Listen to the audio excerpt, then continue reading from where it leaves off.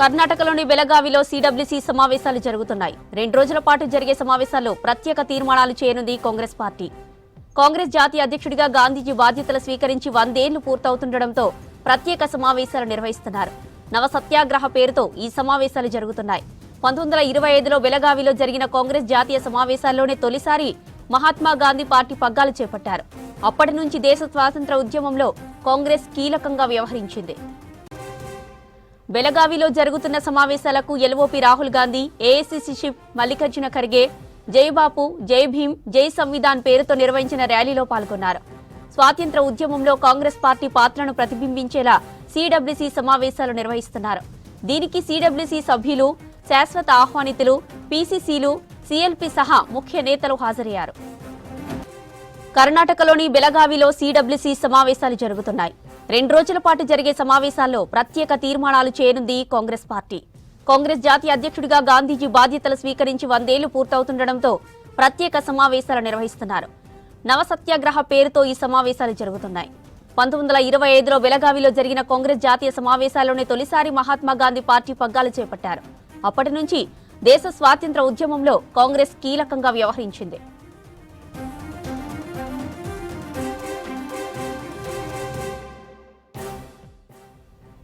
బెళగావిలో జరుగుతున్న సమావేశాలకు LOP Rahul Gandhi, AICC chief Kharge హాజరయ్యారు. జై బాపు, జై భీమ్, జై సంవిధాన్ పేరుతో నిర్వహించిన ర్యాలీలో పాల్గొన్నారు. స్వాతంత్ర ఉద్యమంలో కాంగ్రెస్ పార్టీ పాత్రను ప్రతిబింబించేలా సిడబ్ల్యూసీ సమావేశాలు నిర్వహిస్తున్నారు.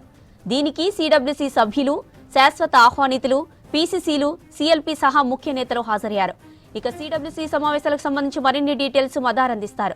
మదార్, సిడబ్ల్యూసీ సమావేశాలపై అప్డేట్స్ ఏంటి? జ్యోతి, బెళగావిలో సిడబ్ల్యూసీ సమావేశాలు, ఎక్స్టర్నల్ సిడబ్ల్యూసీ సమావేశాలు ఇవి.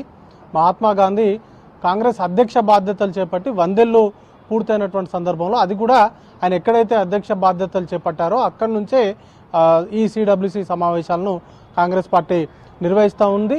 సిడబ్ల్యూసీ అనేది కాంగ్రెస్ పార్టీలో అత్యున్నత నిర్ణయం తీసుకునే దాంట్లో బాడీలో కీలకమైనటువంటి బాడీ. దీంట్లో నిర్ణయాలు తీసుకున్న తర్వాతే అది ఫైనల్ నిర్ణయంగా ఉంటుంది. అంతటి ప్రాముఖ్యత ఉన్నటువంటి సమావేశాలు ఇవి. 2 రోజుల పాటు, అంటే ఇవాళ రేపు 2 రోజుల పాటు ఉంటాయి. ఈరోజు సిడబ్ల్యూసీ సమావేశం ఉంటుంది. రేపు కాంగ్రెస్ పార్టీ ఒక భారీ బహిరంగ సభను అక్కడ నిర్వహించబోతుంది. 11:30 నుంచి భారీ బహిరంగ సభకు సంబంధించినటువంటి సభ అనేది కూడా ప్రారంభమవుతుంది. దానికి సంబంధించినటువంటి ఏర్పాట్లు మరోవైపు జరుగుతుంటాయి. ప్రస్తుతానికి సిడబ్ల్యూసీ సమావేశంలో ఎక్స్టర్నల్గా ఉన్నటువంటి మెంబర్స్ ఎవరైతే పర్మనెంట్ ఇన్వైటీస్, అలాగే మెంబర్స్, వారితో పాటు స్పెషల్ ఇన్వైటీస్, సిఎల్పీలు, అన్ని రాష్ట్రాలకు సంబంధించిన పిసిసి అధ్యక్షులతో పాటు కాంగ్రెస్ పార్టీకి సంబంధించిన ముఖ్యమంత్రులు, అలాగే మాజీ ముఖ్యమంత్రులను కూడా ఈ సమావేశానికి ఆహ్వానించారు. 2 కీలకమైనటువంటి తీర్మానాలను చేయబోతున్నట్టుగా కాంగ్రెస్ పార్టీ నుంచి సమాచారం అంతా ఉంది. ఇంకొక గంట పాటు ఈ సమావేశం ఉంటుంది. 6 గంటలకు ఈ సమావేశం ముగుస్తుంది. 6 గంటలకు ముగిసిన తర్వాత జయరాం రమేష్ అధికారికంగా ఈ సిడబ్ల్యూసీలో ఏ నిర్ణయాలు తీసుకున్నారు, దేనిపైన చర్చ జరిగింది, ఎలాంటి తీర్మానాలు చేశారనే దానిపైన అఫీషియల్గానే బ్రీఫింగ్ అనేది కూడా ఉంటుంది.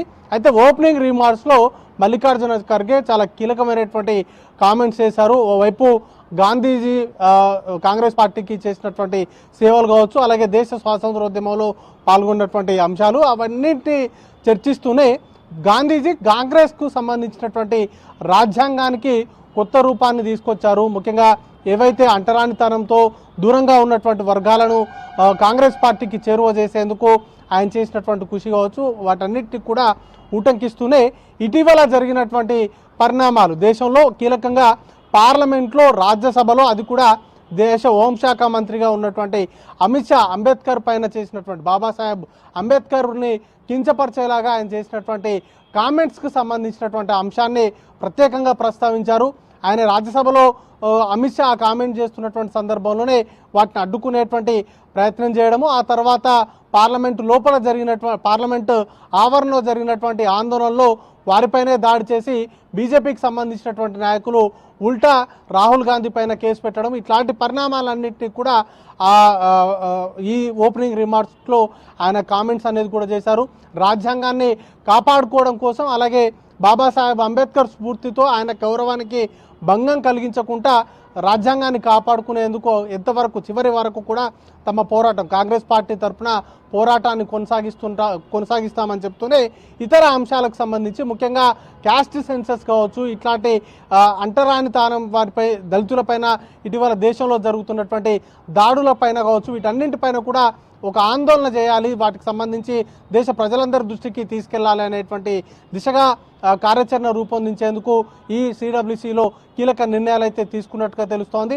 ముఖ్యంగా మహారాష్ట్రలో ఇటీవల ఎన్నికలు ముగిసిన తర్వాత దళిత కుటుంబాలపైన జరిగినటువంటి దాడికి సంబంధించి రాహుల్ గాంధీ వెళ్ళి వారిని ప్రత్యేకంగా పరామర్శించారు. ఆ దాడికి సంబంధించినటువంటి అంశాలను తెలుసుకున్నారు. ఈరోజు జరిగినటువంటి సిడబ్ల్యూసిలో కూడా దేశవ్యాప్తంగా దళితులపైన జరుగుతున్నటువంటి దాడులు కావచ్చు, అలాగే అంబేద్కర్ పైన జరిగినటువంటి దాడి కావచ్చు, అలాగే ఏదైతే బీజేపీ పూర్తి స్థాయిలో మెజార్టీ కనుక వచ్చినట్లయితే రాజ్యాంగాన్ని మార్చే కుట్రలు ఏ విధంగా చేసింది, వాటిని ప్రజల్లోకి విస్తృతంగా తీసుకెళ్లాలి అనేటువంటి చర్చ జరిగినట్టుగా తెలుస్తోంది. ఇక ఈ భేటీ తర్వాత కీలకంగా సాయంత్రం 6 గంటల వరకు కూడా ఉంటుంది. 6 గంటల తర్వాత అఫీషియల్ బ్రీఫింగ్ ఉంటుంది. 2 తీర్మానాలు కూడా చేయబోతున్నారు. ఒకటి గాంధీజీకి సంబంధించినటువంటి అంశాలతో పాటు ఇటు రాజ్యాంగ రచయిత అంబేద్కర్ పైన జరిగినటువంటి దాడికి నిరసిస్తూ వాటిపైన కూడా తీర్మానాలు ఉండేటువంటి అవకాశాలు ఉన్నాయి. దేశవ్యాప్తంగా ఆందోళనలకు సంబంధించి కూడా ఈ భేటీలోనే ఒక నిర్ణయం తీసుకునేటువంటి అవకాశం ఉంది. క్యాస్ట్ సెన్సస్కు సంబంధించి కాంగ్రెస్ పాలిత రాష్ట్రాల్లో ఇప్పటికే అది ఇంప్లిమెంటేషన్ అవుతుంది. ఇక బీజేపీ పాలిత రాష్ట్రాల్లో కూడా క్యాస్ట్ సెన్సస్ అనేది చేయాలనేటువంటి డిమాండ్ తోటి దేశవ్యాప్తంగా ఆందోళన నిర్వహించాలని కాంగ్రెస్ పార్టీ భావిస్తూ ఉంది. దానికి సంబంధించి కూడా ఒక యాక్షన్ ప్లాన్ని అనౌన్స్ చేసేటువంటి అవకాశాలు కనపడుతున్నాయి. ఇక రేపు ఒక భారీ బహిరంగ సభ ఉంటుంది. బహిరంగ సభలో ఇప్పటికే ఈ సమావేశాల్లో పాల్గొనేందుకే ఏఐసీసీ అధ్యక్షుడు మల్లికార్జున ఖర్గే, సోనియా గాంధీ, రాహుల్ గాంధీ, ప్రియాంక గాంధీ, తెలంగాణ సీఎం రేవంత్ రెడ్డి సహా ఇతర కీలక నేతలందరూ కూడా ఆ సమావేశాల్లో పాల్గొన్నారు. రేపు కూడా ఈ బహిరంగ సభలో వీరందరూ కూడా పాల్గొంటారు. మొత్తానికైతే సమావేశాలు ఇంకొక గంట పాటు సాగుతాయి. జ్యోతి.